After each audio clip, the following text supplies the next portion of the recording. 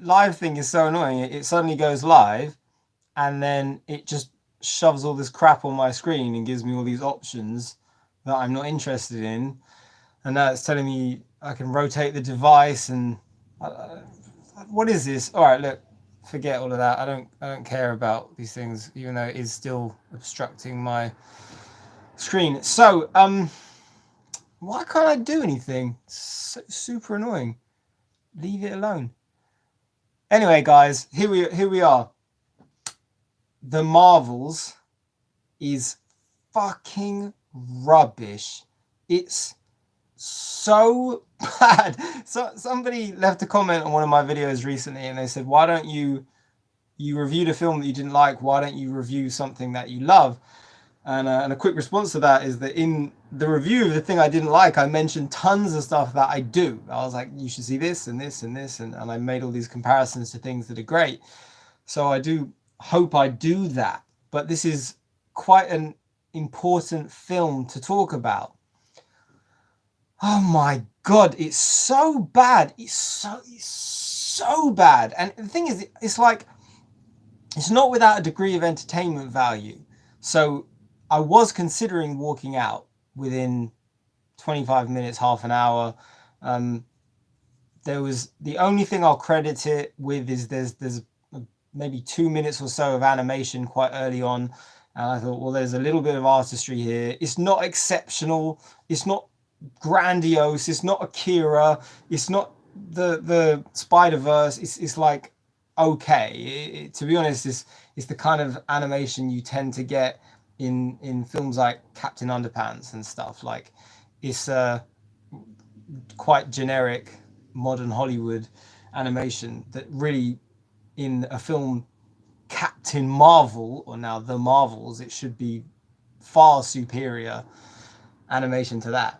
Now, let's talk about why. I'm thinking, was it Captain Underpants? Is that the right film I'm thinking about? Because that's actually really quite a good film. And that's an animated film, so the animation's good in that. But within the animation, you see animation that the kids are doing, like they're drawing their own comic books. And that animation, which is supposed to be done by children, designed by children, is what the animation's like in the beginning of this, is what I was getting at. Anyway, and if I'm thinking of the right movie, yes, it is Captain Underpants. That's actually a lot of fun. So there you go. I'm already mentioning stuff that's quite good. Better than this. I've got this right here, right, out of coincidence, because it literally happens to be there, right? I wasn't even thinking about it. And it's funny because this comic is called The Death of Captain Marvel. And that's how I felt watching the movie. Because, like, first of all, Captain Marvel looks like that. He's a man. Now, certain people will take offense to that. They'll be like, no, but it's okay because it's modern and we're changing things and we're moving forward and people get to express themselves and there's no such thing as gender anyway, and girls can play male parts and men can play women's parts. And it's like, okay, well, that has kind of happened since the dawn of even theatre. It was quite common for, like, even in the original Romeo and Juliet, actually men played the female part, but that was stupid. But there you go. Anyway, but it's been happening a long time. But why is it relevant? It's relevant because it doesn't matter if you start putting, oh, we're going to have a woman play Captain Marvel. I have no issue with that. Okay, Brie Larson, who was chosen, was in Scott Pilgrim versus the World before she was in Captain Marvel. And she's really cool in Scott Pilgrim versus the World. She's got some fantastic direction by director Edgar Wright, who made her look terrific, and the scenes she's in are like really memorable, particularly the song that she does, really well directed and edited, and the song's great. And now everyone is like, no, she's really unlikable in this, okay? And I kind of feel bad for the actress. But to try to get to the point here, what's so evident in the movie is this ongoing war on skill and quality and hard work and excellence, okay? And the reason I mention and pull this up is not because it's a man, right? But because it's a man who's got, he's like tanked, isn't he? Right? Man is a tank. He is got 6-8 pack, whatever. He's fucking strong, all that usual superhero stuff. Okay, and this movie is so full of unprofessionalism.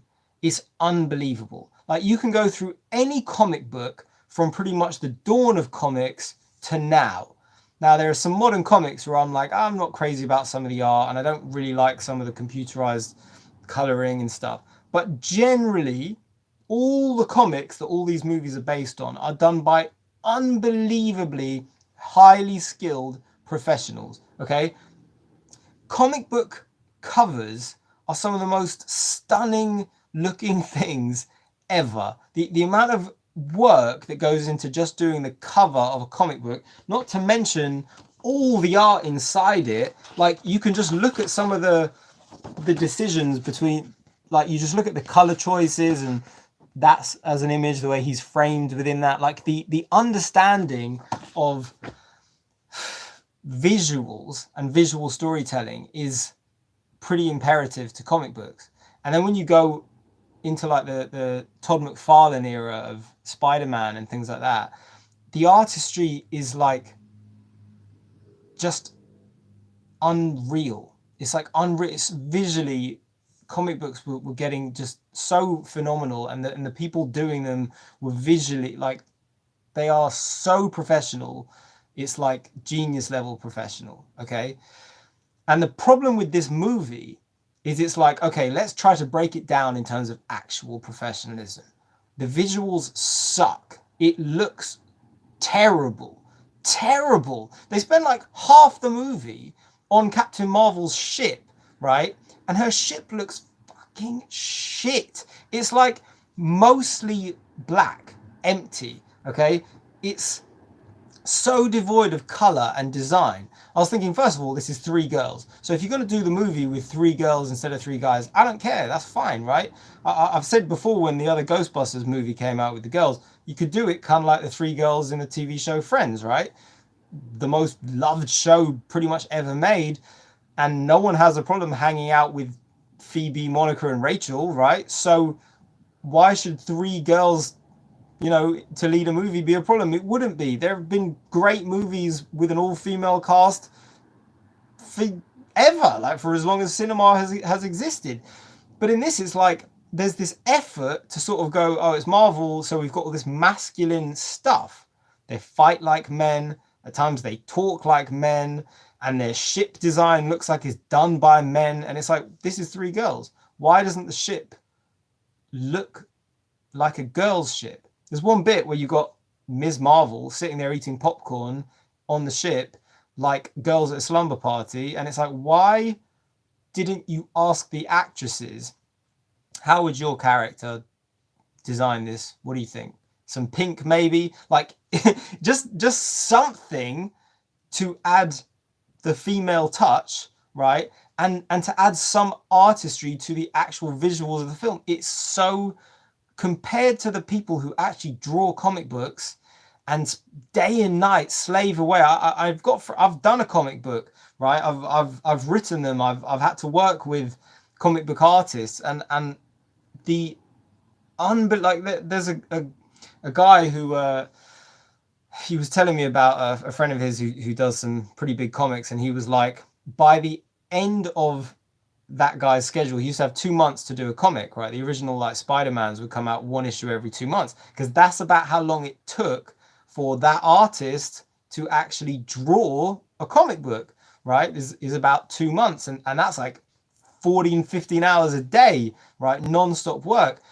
And he was telling me how this guy by the last week was pretty much like on coffee and other illegal substances just to try to hit his deadline and get the comic finished. But you've got these people who are so, I don't want to say talented, they are, but they are more than talented because they've worked tirelessly to become phenomenal artists, and they're so brilliant. And then you watch this movie, The Marvels, and I'm like, where are the artists? Like, the film looks crap. Like, there are thousands of amazing comic book artists working their asses off to produce these comic books that are not selling. You can go to the comic shops and they're like sticking them in bargain bins for 50p, and they've got some of the most amazing artwork you've ever seen, and they're not hiring any of these people to help with the design of the movies. And it's like offensive. Anyway, that's step one of this meandering live review, right? But it's all part and parcel of the same point. Because the point is, number one, it's like a death of professionalism. The visuals are terrible. The script is terrible. The acting, minus one actress, the black girl, whose name I know, but I've forgotten it. She was in If Beale Street Could Talk, which is another excellent film. She's the only one who can act. In the whole movie, she can actually act. She hasn't got a good part. She hasn't got good dialogue. She hasn't got a good character, but she's not in any way unlikable. She every time she's on screen, it's like, okay, finally, there's someone who's not really like inappropriate. Okay, so anyway, looks crap, script is crap, acting is fucking crap, right? One person doesn't save it, and then this is the thing that really bothers me. Okay, really bothers me when it comes to this war on skill, war on professionalism. All right, so you got this character, Ms. Marvel, who's an Indian girl, and at the end, I didn't know this until the credits rolled, but the film is directed by an Indian woman. She must be, based upon her name. And she's very much like the heart and soul of the movie, which is, I'll say, I didn't find any of the film funny or really very fun, except for Ms. Marvel's brother has one line which made me laugh, and at the end he does one thing that made me sort of half chuckle. But he did say one thing that made me laugh, just because I don't want to lambast everything. But so Ms. Marvel is clearly been put in to go, okay, well, the original Ms. Marvel was a blonde, slim, attractive, American, quintessential, almost Barbie girl type, like the original comic book I'm talking about. Blonde, athletic. So we're going to get a chubby, overweight, sort of rotund, doughy Indian girl who looks like a lot of the audience. And don't start thinking, anyone, that they're thinking in Hollywood and stuff, oh, we're going to be really nice, and we're going to do what all of the audience, should get by being kind and putting ethnic, people on the screen who haven't been seen before, and that's our goal, is to be nice. It's like, no, it's not. Their whole thing, it's the same as modern advertising, which is also fucking shit, right? Modern ads. The whole, design is to say, right, people seem to have gotten, well, forget that. The whole design is simple. Put people on the screen who look like the people at home. That's it, right? And they're going, well, if we can get an average looking girl, I'm not saying she's pretty and she's sweet and she's got a lovely smile and she seems super kind and super nice and all of that comes across, but they've specifically gone, make her a bit chubby and overweight, right? Because there are loads of girls who are a bit chubby and overweight. America's got an obesity problem. Lots of the girls who want to actually sit there and watch movies are probably not girls who hit the gym. So they'll be kind of happy because they'll feel represented. They'll be like, oh, look, oh yeah, someone's on screen and she looks a bit like me. And it's like terrible for a number of reasons. And it's because I've gone down the list of, it looks bad, the script is bad, the acting's bad, the story's fucking awful, right? Just awful. The pacing is ridiculous. The amount of time they spend on the ship in the middle not doing anything. But one of the things that it just drives me up the wall is these people who they put them in as if they deserve the roles. It's like they are supposed to be heroes, and they're supposed to be superheroes, and they're supposed to be able to fight. They are trained people. Now, if you look at a musical, right, famous musical, it's pretty hard to make a musical without people who are trained singers and trained dancers and trained well enough to learn their lines and do their shit, right? And the reason I mention musical theatre or musicals is because of Jackie Chan, who I was thinking about a little bit whilst watching the movie, because he was in the operatic school of arts in China, okay? And Jackie Chan was in training from age 6 to age 16, and you should read his autobiography because it's absolutely one of the best books I've ever read. It's absolutely amazing. I read the whole book in one day, right? But the story of his life is not entirely relevant, because what's relevant is just the skill that's present on screen. If you actually watch that man fight and his choreography, you are seeing someone who's clearly like, wow, this guy's absolutely amazing. Especially the younger him, but even later on as well. But if you read the story, then you're like, okay, so he was in a school where they were only allowed 5 hours of sleep a night. If you didn't get your sleep, doesn't matter, because you have to wake up at 5 a.m., right? And you are training non-stop for 10 years to be as good as what you later on see on screen, okay? And the point is these are not unprofessional people like the people sitting in the cinema watching the movie.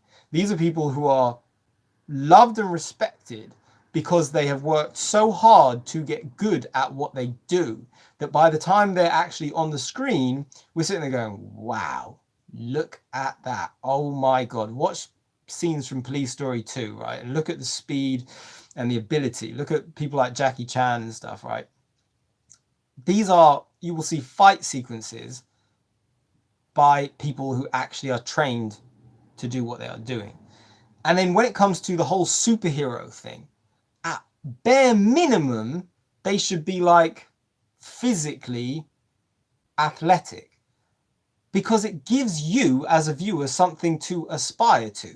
This is a really interesting thing, okay, but it's totally true. So one thing you could say is, forget, it's so easy for me to meander, so I don't want to do that. But a guy who is a friend of mine who's a comic book artist, I said to him, you know, you became a successful comic book artist, which is really difficult. The competition is unreal. And when I say successful, he's successful enough to make a living out of it, right? And work with some pretty prestigious people, but it's a constant battle and constant work. But I said, you know, did you ever have any doubts or whatever? And he said to me, he was drawing before he could do anything else, before he could write, before he could talk. And he said his parents knew there was something about him and drawing. He wouldn't do anything else. As like a 1-year-old, he was really going at it.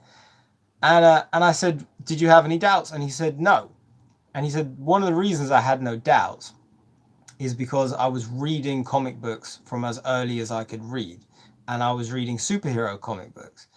And in superhero comic books, the person you are reading about is always facing struggles, always problems. They're encountering trouble every single story, and they're always overcoming them.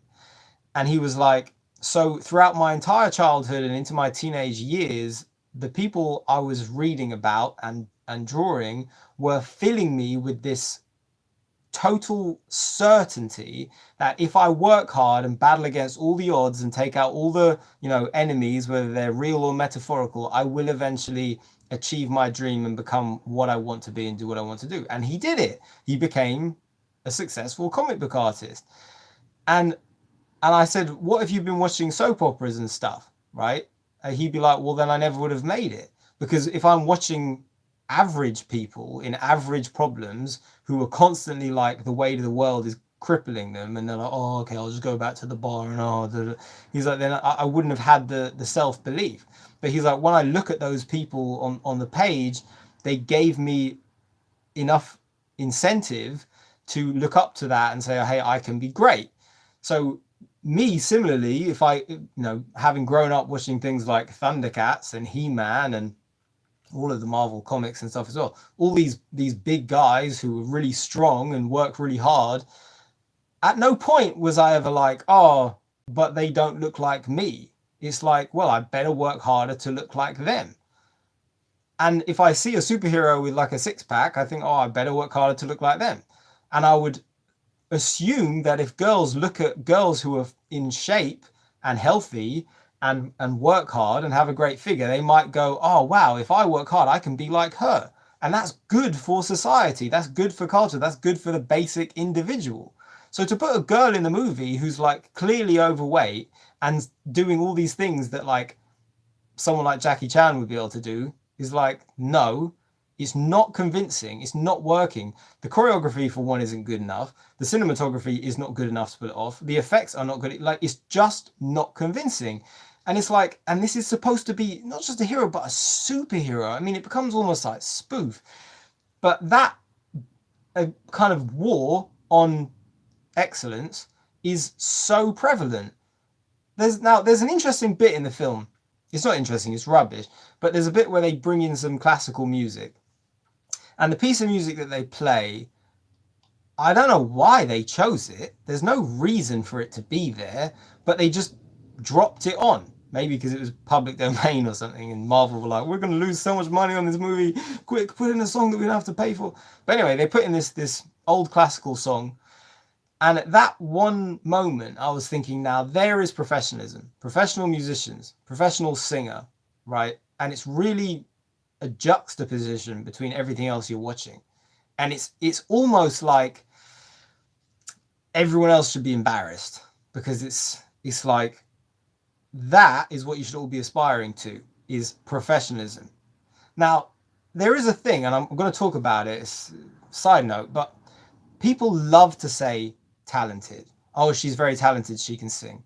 Oh, he's super talented, he can play football or whatever, without any emphasis on the fact that people actually spend weeks, months, years, decades getting good at something, right? And it's not just talent. So much of it is hard work. And I'm going to say this, love for what you do. Okay, it's one of my favorite quotes of all time is Mozart said, love, love, love, that is the soul of genius. And I think that's extremely important, because I always hear these fucking idiots going, oh, it's 90% perspiration and 10%, it's like, whatever, right, fine. But if you really, really, really love what you do, then it will give you the incentive and desire to work tirelessly at it. But these, I just want to check let me just check one thing on this, because I'm getting all these stupid things on the screen. Okay, fine. We all good. We all good. All good in the hood, yo. All good in the hood. Now then, anyway. So, there is too much emphasis on talent, as opposed to hard work can make you excellent. And if you are excellent, you get to enjoy what you do. Watch Bob Ross, right? YouTube Bob Ross. I love that guy. Bob Ross is a painter. He was huge in the 80s, right? I think like 86, 87. And he has a half an hour show where he just paints. And he'll paint from a blank canvas to the most amazing, beautiful painting you've ever seen. And he teaches you how to do it. And he also talks about all the mistakes he used to make. And he'll be like, it used to take me a month to do a mountain. But then I learned that if you just get a knife and you, instead of a paintbrush, you just scrape the knife along, then you get your incredible mountain in like 3 seconds, right? But my point is he's teaching you how to be excellent. He's teaching you how to be skilled, but also he absolutely is having so much fun. He loves it. He's always going, look at that. Oh, wow. Look at this. Oh, he loves what he does, because he's put in so much work that by the time he's kind of reaching supreme skill, he gets to enjoy it. And that's a human thing, which is like, look, things are hard at first, but if you work really hard and you get to the level of greatness, you then get to enjoy greatness. When Jimi Hendrix was playing guitar and being like, looking like he's fucking orgasming on stage, he's enjoying it. He's like, fucking hell, this is amazing, right? He's enjoying that. He's worked so hard to reach that stage. Now, there's a degree of talent, of course, to begin with, but there's no one on earth who can't aspire to something and work really hard, even if it's just, I'd like to kind of get in shape or something, right? Or get in better shape. Some people are born a certain way, that's fine, but the physical body is significant. This movie has so much unprofessionalism. I don't want to go on about Miss Marvel, but it did piss me off that I was like, she's overweight. I don't believe that she can take out entire armies with a fucking red scarf, right? When she's not even in shape. It's stupid, and it's not the actress's fault. She's just miscast. She put her in something else. I'll watch her. I'm sure she'd be super fun in loads of movies. You could pick 100 movies for that actress. It'd be great. But like, why would you pick someone like that? It's offensive to people who are like, listen, I've spent every day of my life in the gym trying to look like a superhero, and I've also been going to acting classes every night for the past 10 years so I can act and I'm in shape. Why don't you give me the fucking part? But they're like, no, we're going to get someone who a lot of the audience look like. And it's just horrendous. It's an embarrassment. It's literally, I just, the whole thing drives me crazy. I'm going to mention this because it was what I was thinking about. I could do a whole other video on the topic, but I want to talk about someone else has joined. Hey, yo, how are you?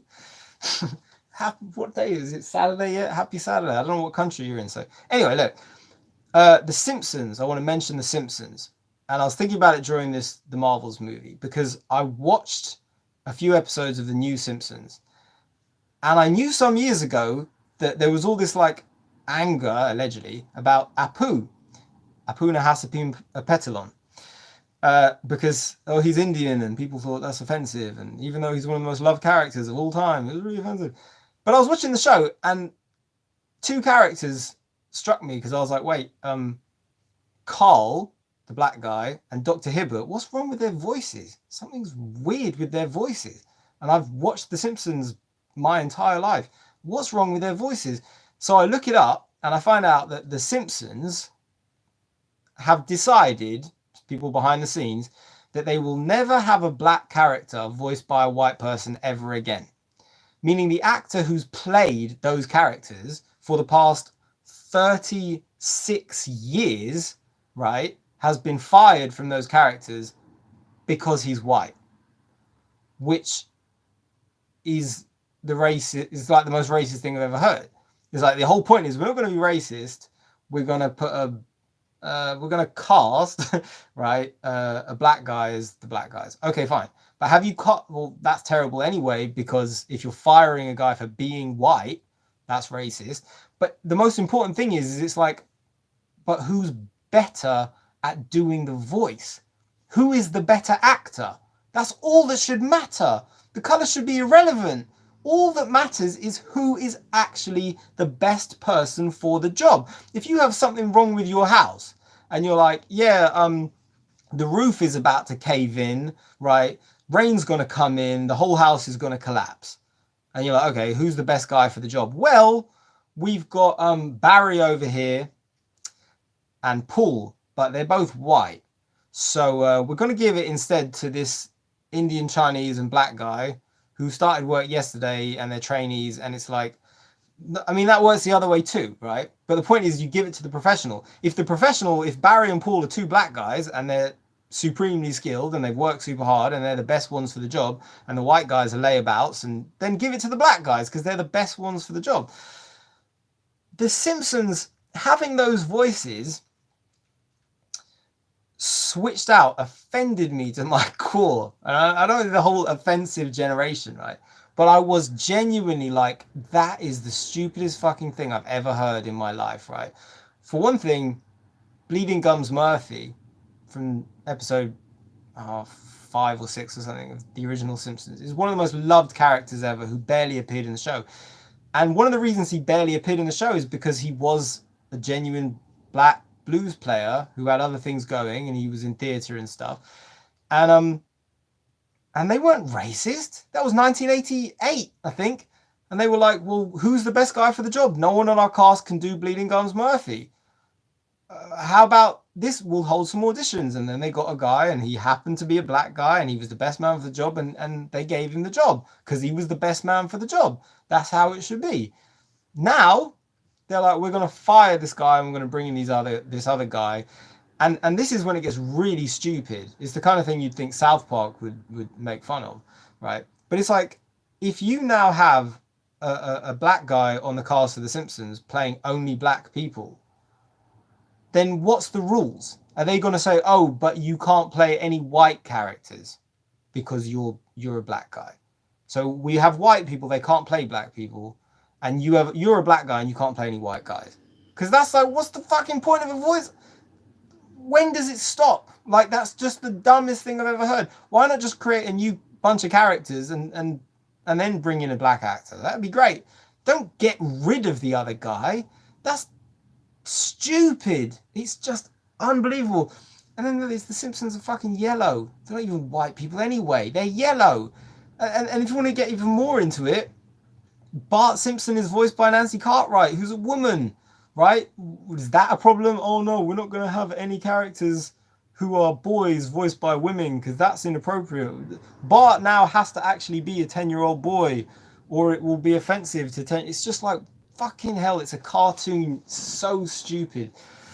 And I was thinking about that while I was watching this Marvel's film, because I was like, the way they force multiculturalism into the story is like, this has nothing to do with comics. Like, comic books are fun, and when they're good, they have so much depth and meaning.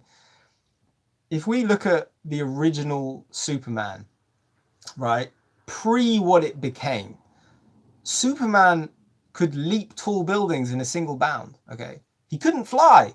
The original Superman could not fly. He could leap tall buildings in a single bound. And it's amazing because in the early issues, and I highly recommend you actually pick them up and read them because they're so much better written than so much of what came later. There's no Lex Luthor or anything like that.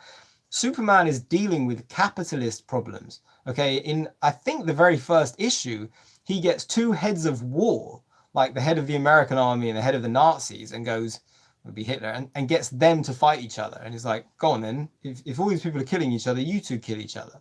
And there's an issue, maybe 2 or 3 of Superman, it really is amazing, where men building the Manhattan-style buildings, the early New York buildings, are mysteriously dying. And then Superman, Clark Kent, is investigating, and he finds out that a rival company is purposefully killing the workers of the competitive buildings to try to get rid of their potential success. It's like Burger King going after McDonald's or something. And so he's like, these construction workers are getting killed by a rival corporation to get a monopoly on the city. So he actually investigates and sorts it out. And it's like, these are unbelievable stories. This isn't just like some guy with his fist knocking someone out. It's like, this guy's actually attacking something very relevant. Something relevant to today. Again, I think maybe issue 3 of Superman has him dealing with a woman who claims that she's been raped. And he investigates it and finds out she's lying and using, you know, language to her benefit. And it's really a powerful little story done in a child kind of digestible way, but adults can read it. It's really very adult. But it's like, the point is a story is important. It should have depth and meaning, rather than trying to tell a story whilst having this other thing happening, which is, we're telling one story, but the really important thing we want you all to notice is that we've got a white girl and an Indian girl and a black girl and all these English people who feel completely miscast and inappropriate. So it's super diverse. And it's like, well, is that the fucking story or not? Right? You can tell a story about diversity and race and meaning. That's fine. The Fresh Prince of Bel-Air probably did it like every other week, and it was amazing. You'd actually sit there with tears in your eyes going, fucking hell, 20 minutes in and I can barely see the screen anymore. Like, I'm wind wipers up, right? But the rain wipers. But this movie is like, it's just bad. It's just bad. And it really, really angers me as somebody who, like, I don't like to bring myself into this stuff, but if you work extremely hard at anything, then you should really get offended when you see unprofessional people in extreme positions of power. It's like being an unbelievable guitarist who works unbelievably hard and then you're looking at some crap guitarist who gets paid hundreds of millions of dollars playing badly. And it's like, what? Who the hell's deciding these people should be there? They're completely and totally unprofessional. And that influences millions of young people and other people too. And I see it all the time. All this fucking dialogue, man. Like, twice in this movie, maybe 3 times, they use that line, "I got this." Again, it's always the same line, "I got this." And it's like, this is it. These are your scripts. Go back and watch The Twilight Zone, written by Charles Matheson and Rod Serling, and just unbelievable scripts in 20 minutes, like the best dialogue ever. And that stuff will enhance a person's brain and make them think. And they dealt with all kinds of issues to do with race and war and mistreatment. And I mean, the writer, Rod Serling, had been to war, so he was bringing all the truth into it of like, the world can be a very dark place. And I'm going to use my 20 minutes a week to try to make it better, but also, you know, do it in a very beautiful and authentic and highly sophisticated and highly skilled way. This film, if this is like the barometer, all they're doing is they're basically going, we'll just be nice and let diverse people in. And it's like, I don't care about that. I'm trying to emphasize, I don't care how diverse the cast is. I was sitting there watching Samuel L. Jackson going, well, this is fucking embarrassing, isn't it? How can he go from Pulp Fiction with all that amazing dialogue in 1994 to this? I'm like, isn't this an underuse of that man? Couldn't they have someone on the fucking script go, listen, we got Samuel L. Jackson, right? Watch The Negotiator, F. Gary Gray film. Fantastic. His dialogue is great in The Negotiator. Listen to the way that guy speaks like a poem. Doesn't matter what he says. He could do a fucking toilet paper advert and it would sound wonderful. It would sound like music. And instead you got him going, "I appreciate you." And I'm like, oh, for fuck's sake. The guy's saying like mean wordy shit. Like everyone's saying that. That's the new "I got this." I appreciate you. Why is an actor that good at speaking got no script? No writers. Like, it's terrible. And it's just like, if you're going to cast them, at least get the right fucking people in. Like, get a good script writer, get good music. Just everything is a fail. Everything. And I heard a few people say some good stuff about it online, which is one of the reasons I jumped on this, because it's like, if I'm trying to rack my brain, like, what's good about the film? Nothing's good about it. You can watch any like cartoon like Thundercats or something, and it's like, okay, there, a bunch of heroes. The artistry is extreme. It took like 9 months to animate a 20-minute cartoon, right? Between Japan and Korea and the writing in America and stuff, they work so hard to bring that thing to life. Thousands of hand-painted frames by professional artists. And then you go and watch these movies and they're the biggest things on planet Earth. And they're fucking embarrassing. They are embarrassing. And all right, let's get into Brie Larson, right?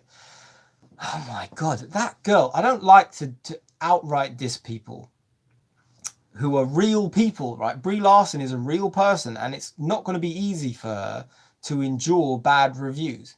She's a human being. I don't want to fucking dismantle the girl as if she's a bad person.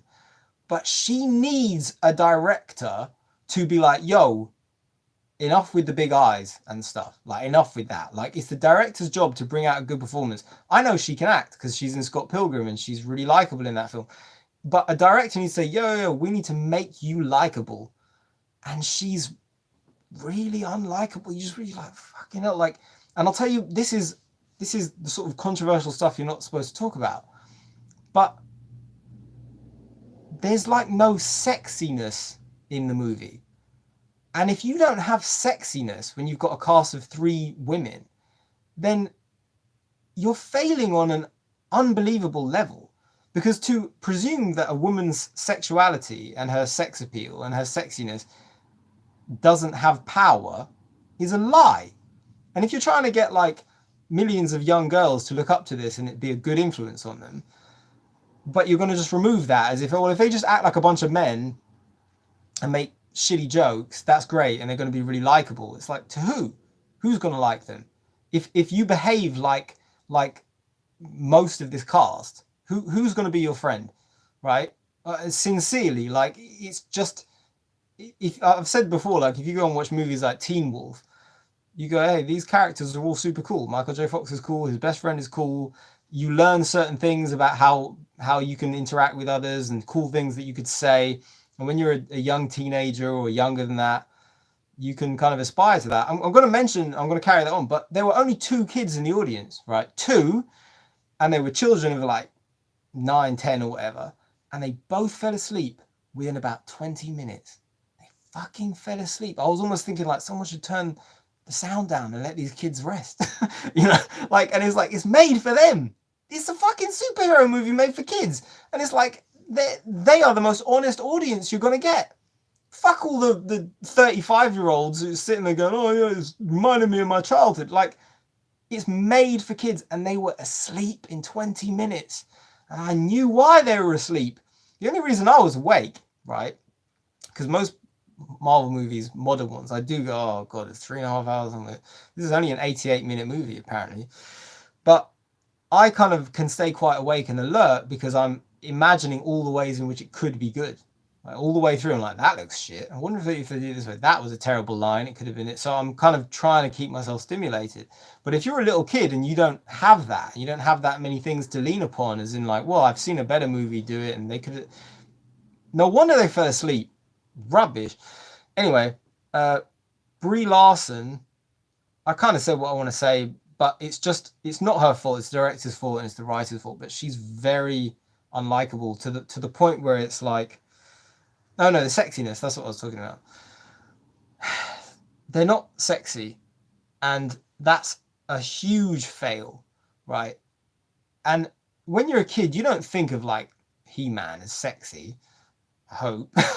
But there is an element of that, because when you've worked extremely hard, you kind of become that. And one of the reasons the Friends cast is so well loved, and Friends is the most watched show on Netflix in the world to this day, which is amazing because it started in 1994, is because they're a sexy cast. It was talked about a lot back then. Like when it was new, they were like a bunch of sexy guys and a bunch of sexy girls. And that's one of the show's appeals. And it's a very interesting thing because people unconsciously get drawn to it before they even know like about that stuff. When I was watching Friends when I was like 8 or 9, I wasn't thinking in terms of this is a sexy bunch of people, but somehow innately you know it. But when you watch a movie like this, it's like these are all women who could be sexy and powerful and have a great script, but it's like they've intentionally removed it by making them all act like men. Now, let's go into a little bit of why it's not sexy for women to behave as much like men as they tend to do in these modern Hollywood movies. Now, there are loads of movies where the women are still sexy. They're just the smaller movies, don't get much advertising, don't get seen much. But in the Hollywood movies, they act like men. And the reason that is very unattractive to men, and probably not that interesting to women to watch either, the reason is this, right? Imagine a woman, okay, and a woman has a baby, okay. So whilst the baby is very sort of vulnerable and young and tiny, she's completely drawn to that baby. Oh, she loves it so much. She'd do anything for it, anything, because it's so powerless and it's so sweet. Same with like a kitten, it's so vulnerable and you just want to look after it. But in that regard, like a woman looking at a baby, oh, she wants to love it and hug it and hold it and comfort it. And then imagine someone clicks their fingers and that baby is suddenly 7'2" with a giant beard, and it's angry, and it certainly doesn't need any protecting, right? It's actually a threat to her. All of a sudden, she doesn't want to love it and cuddle it. She's like, whoa, back up, okay? And that's just biology. It's like, well, it doesn't need protecting from you. You can't protect it. So your job is done. Go and use that energy, that love and that care on something that needs your help, right? That's the same thing with men and women. It's like, okay, so this woman is kind of vulnerable. All right, it's the ancient biology, but it's true that the damsel in distress kind of thing, right? If a man is like, oh, okay, she is sweet and vulnerable and kind of looks at the world with kind of a fascination and a curiosity, and I can come along and kind of look after her and protect her and provide for her and all those things for her that she might want to do to a child, right? Well, no, let's let's not do that. Like, don't do everything, but the protection element and the willingness to look after and to care for and to love is partly due to the vulnerability, the feeling of being useful. I can love this person because I can be useful. And then if they just go click and suddenly they're like, oh, I'm super aggressive and I don't need anyone's help and I'm more of a man than you, and she's like suddenly massive in scale, superhero, then it's like, oh, that's kind of unattractive. And I'm saying it is a legitimate criticism of the movie because they're three girls who could be sexy and are not. And it's like, you've got them in nice sort of lycra and stuff, and the body language is bad. And honestly, like, I'm trained in dance, right? I was trained since 8 years old. I was dragged to dance classes and I got a scholarship to New York when I was 19. So it was in a massive school and I learned from all these professional dancers, and it was never something I aspired to do, but I've been in that world, and I made a film about ballet, which is actually doing really well. So I know it all, and I'm watching this movie going, the fucking body language is bad and the posture is bad. There's a bit when Brie Larson's walking around and she's got her arm up for a dance and her elbow is like this, and it's just totally unprofessional. Any professional dancer will say the arm has to be there, and she's got it there whilst the pro next to her has it up. And it's like unprofessionalism, and the body language is unsexy. It's like shoulders high, looking a bit too skinny. It's just fucking crap. I'm sure that was one of the weirdest, most meandering reviews of all time. I've said all kinds of things that might be better in conversation.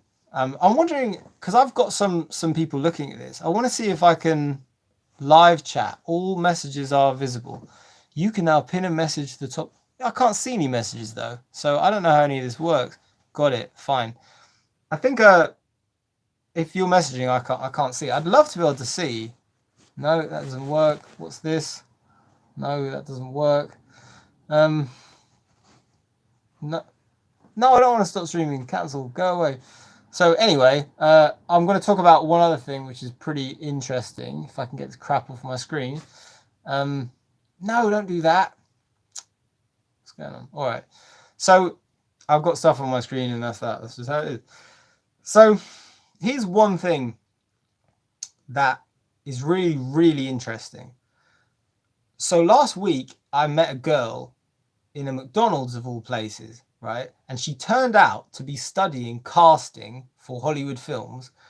And she had just come from a training session, one-on-one, with one of the biggest Hollywood casting people.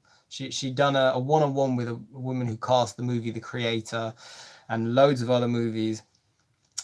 And this girl was 25 and she was very presentable, very kind of kind and attractive and presentable and all that good stuff. But she wanted to be a casting director. And I said, is that your goal in life, to cast big American movies? And she said, yes. And I said, why? And she said, because then I could have influence by bringing people into movies who wouldn't otherwise necessarily get a chance to be in them because of their ethnic background. And she said, so I could make sure I get an Indian and a Chinese and a Taiwanese and whatever into a movie. And this was such a long conversation. I'd love to talk more about it, maybe for a different video. But at no point, and I called her up on it, at no point did she ever say that she had any interest in casting the best person for the job. And I did ask her about it, and I said, but aren't you as interested in finding, okay, so you want to find a black guy for that role, that's fine, but aren't you interested in finding the best actor for that role? As opposed to just, no, I just want to get a Chinese guy in. And she was like, no, I just want to kind of have that influence on the masses, that I get to bring in diversity.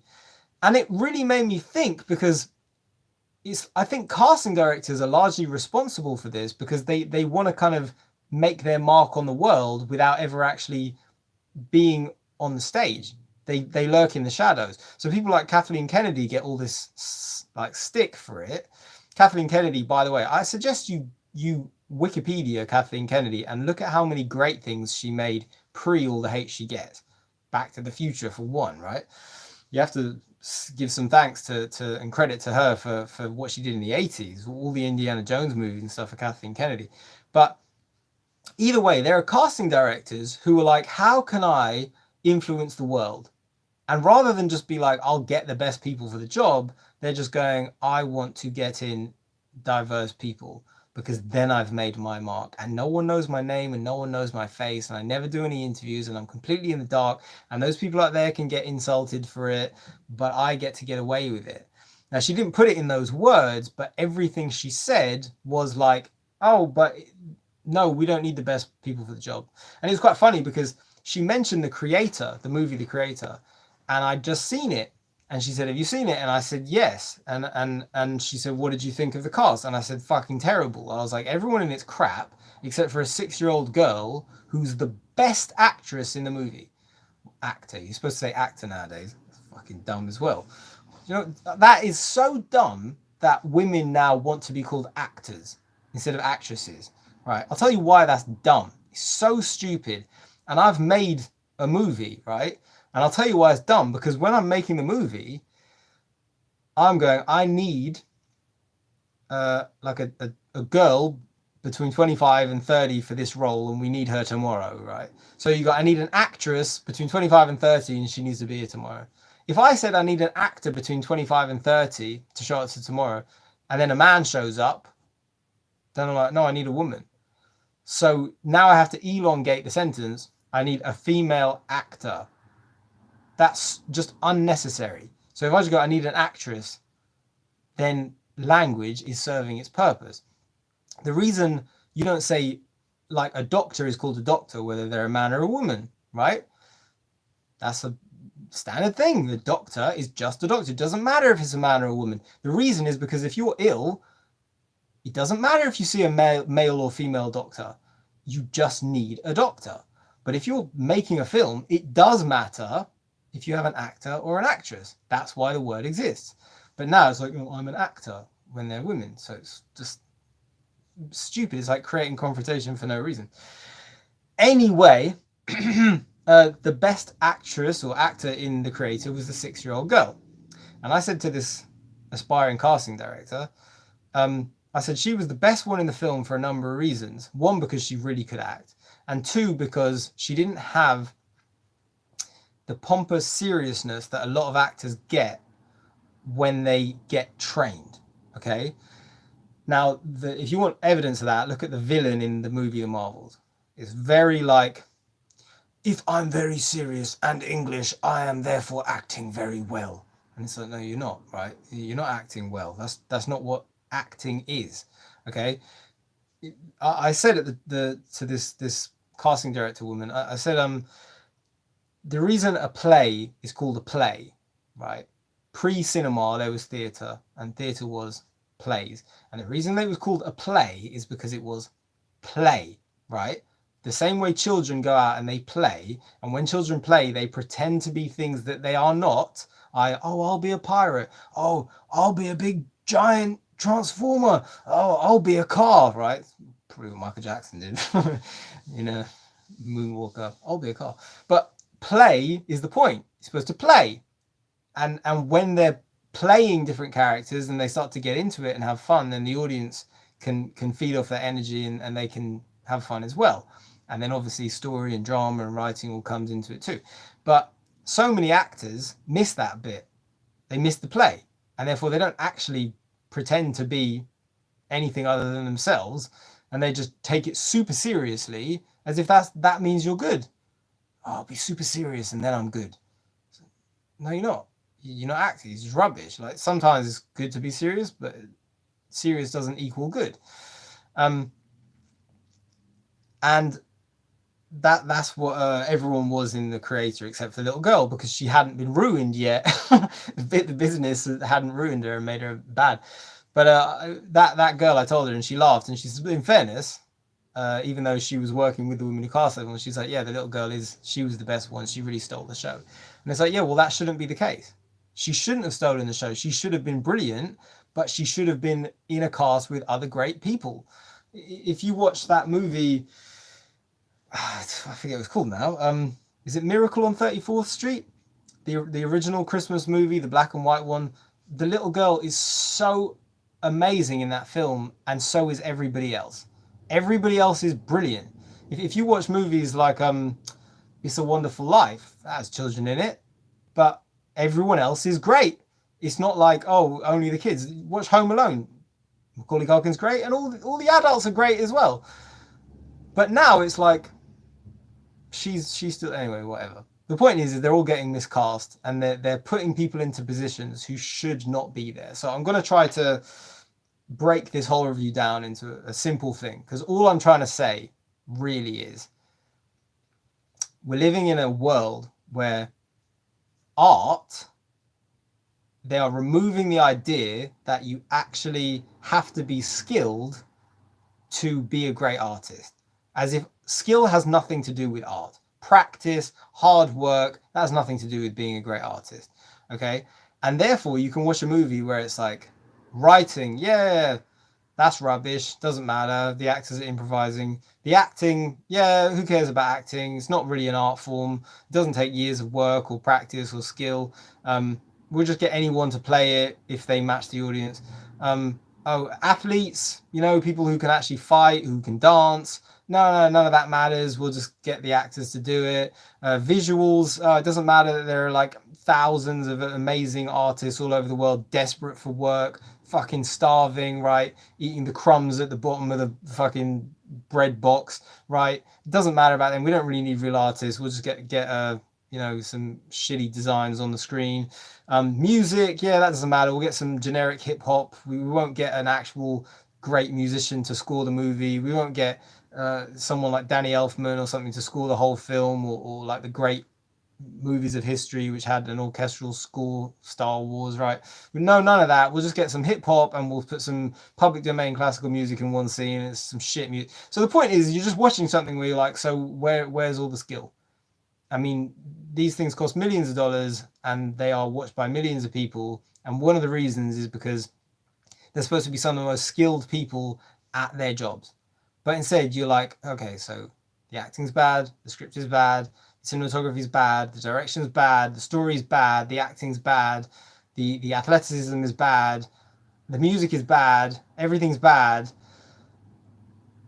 And apparently that's good, because they're like, no, but everyone's really diverse, so it's okay. And it's like, you're killing your own argument, right? You're killing your own argument. It's fucking embarrassing, right? And I'm going to say something that people might find controversial, but it's true, so I'm going to say it. Because I met this girl who is this casting director girl, and I want to emphasize she was a really nice person. Her heart was completely in the right place. But to me, she was too young anyway to really know too much about. Anyway, but she said to me how she was like, I hope that we can have a world where like we get all these people in, and she was a black girl, so she's like, we want like some more black presence in movies and stuff. And I was like, yeah, that's fine. And I said, but here's an interesting thing, because I said in the 80s, right, the number one film star was Eddie Murphy, who I love. Right, fucking love Eddie Murphy. I've got back there, can you see it somewhere on that Coke sign? That's the original Beverly Hills Cop standee from when the VHS came out. It says $29.95. You believe that shit? It cost $29.95 to get Beverly Hills Cop on VHS, and it was worth even more than that. But anyway, loved Eddie Murphy. I still love Eddie Murphy, and I was like, he was the number one American actor in America, the biggest movie star in the United States. And he was the number one stand-up comedian in the United States. And then he did some music for a while, and that was pretty fun too. But I was like, he was the biggest star back then. And she said to me, oh yeah, but see, the thing is for a long time the black community have rallied around anyone black, so they'll be like, oh, he's like in the movie, so let's all go to watch it to try and push our people and give them a leg up. And I was like, that's kind of racist to say that. And she's like, no, it's not. And I'm like, no, it kind of is, because, right, what you're saying is Eddie Murphy wasn't celebrated because he was great. He was celebrated because he was black, which is not true, right? He was celebrated because he was brilliant. He was fucking great, and he still is, okay? And the skill is why he was so celebrated worldwide. It was the skill, and that's why people loved him. And that's exactly what it should be. There's a reason why people love Muhammad Ali, and it's because he's fucking brilliant. And they love Jimi Hendrix, he's fucking brilliant. Not because of the color of their skin, it's because they're brilliant. And if people in these movies were brilliant, no one would care what race they are. No one would fucking care. No one cares that Brie Larson is white. They just care as to whether or not they like the woman. Can she act or not? Is she likable or not? That's all anyone cares about. And so if you're going to go, well, she's going to be, and I said the black girl in this movie is the best one by far, but it's like the whole diverse multicultural thing is like, for fuck's sake, go and look at the 80s, right? Just look at the 80s. The number one show was The Cosby Show. And it was a great show. It's a little bit tame in some ways, but it's a great show. Some of the early writing in that show is fantastic. Just watch the first episode. It's so well written. The number one artist in the 80s to this day, Michael Jackson. Thriller, the biggest selling album of all time, right? Now, I'm not going to say I was the biggest Jackson fan of all time as a kid, because I loved Smooth Criminal and all that sort of stuff, but I didn't have his posters on my wall. But either way, he was like the most loved, and I will highly respect it and go, because the fucking stuff was high quality. Like Thriller is one of the most amazing music videos of all time. Not because he was a black guy, but because he was great. And he was respected because he was great, because he could sing and he could dance from the... I mean, my favorite Michael Jackson stuff is his early I Want You Back. Like, that is my favorite. That is just absolutely amazing. But either way, the point is in the 80s, number one pop artist, black guy, number one film star, black, number one TV show, black. And that's fantastic because it was great stuff. And now it's as if it's all been forgotten. And it's like, no, like, that's ridiculous. That's just mad to like, what I'm trying to say is, imagine if somebody said to Eddie Murphy, you weren't actually loved because you were great, it's just because of the color of your skin. That would be offensive and racist and completely untrue. And I'm sure he'd be like, fuck off. Don't say that to me. That's terrible. It's a horrible thing to say. And I kind of feel like some of the people getting cast in these movies is, it's like they're kind of saying that to them. Oh, we didn't cast you because you were the best. We just cast you because you were Indian and a bit overweight. And you have a nice smile. It's like, wasn't I the best actress? No. Wasn't I the best for the job? No, there were loads of better people for the job. But, you know, you were Indian and you have a nice smile. And so we gave you the job. And it's like, that's not good for people. That's not good for culture. That's not good for art. That's like the death of art. And it's unbelievably offensive to the people who work tirelessly to be great. It's not an okay thing.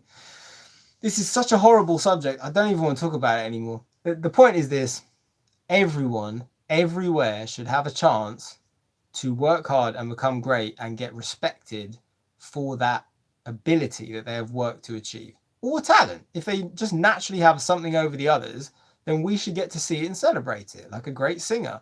And you just go, they enrich my life because they're so good at what they do. Anyway, The Marvels is fucking crap. It's a crap movie. And to me, it's offensive to artists, and it's offensive to real creative people and to real actors and to real writers. And it's certainly offensive to comic book artists, who are some of the most remarkable and underrated people in the world. The stuff they do and the time in which they do it is unbelievable. Like, I've met a few of them. I met a guy who drew 2000 AD, and he was the nicest guy ever, but he was like, yeah, you don't really get to sleep. He said he would draw 2000 AD with his child on his back, He didn't get to see much of his child, so he was drawing like 12 hours a day with his baby like on his back, and it's just mad how hard these guys work. And you get movies like this, and it's like, where's the art? Where are the artists? It's yeah, it's rubbish. It's a rubbish film. Last thing I'm going to say is this: I get annoyed that sometimes I see people who go, I didn't watch this film because of all these reviews. Now, I don't recommend spending much on this film, but I always recommend people see stuff anyway, right? I don't care if a reviewer says a film's bad. I don't care. I'm going to watch it if I want to see it. I don't want to deter people in that regard. You can always make up your own mind. You know, that is very much what I recommend. For anything, even if I slate a movie, you should watch it anyway and make up your own mind, or watch 10 minutes of it, and if you can't stand it, turn it off. But yeah, that's kind of something I just wanted to say. Anyway, all right, I hope that was interesting. Quite a broad topic, that, and I love this live thing. I wish I could interact with you guys more. I'm sure I said stuff that was controversial and maybe offended some people, and I wish I could get responses so that I could respond to people, just to make sure that it is a conversation, you know, because I that's not my intention. I'm not trying to, you know, if I offend people, that's fine, so long as they have a voice too, because that is generally iron sharpens iron, as the Bible says, right? And I really, really believe that. Like, sometimes you need a bit of backing forth, and people need to be free to kind of jump in on such topics as well. And I'm going to say as well, all the thousands of people who work super hard on these movies, you know, credit to them, because I know so many people slaved away, and the CGI artists and stuff worked so hard, and they are unbelievably professional. But what they've been given to work with is like a waste of their talents, really, and a waste of their hard work. Even though they're getting paid, it's still a fucking waste, because they could all be put to better use somewhere else. But yeah, credit to all of them, because a lot of people worked really hard, and they are incredible at what they do. So that's that. Peace and love to everyone, especially you. All right, take care. Love you all. Bye bye. Bye bye. Bye bye.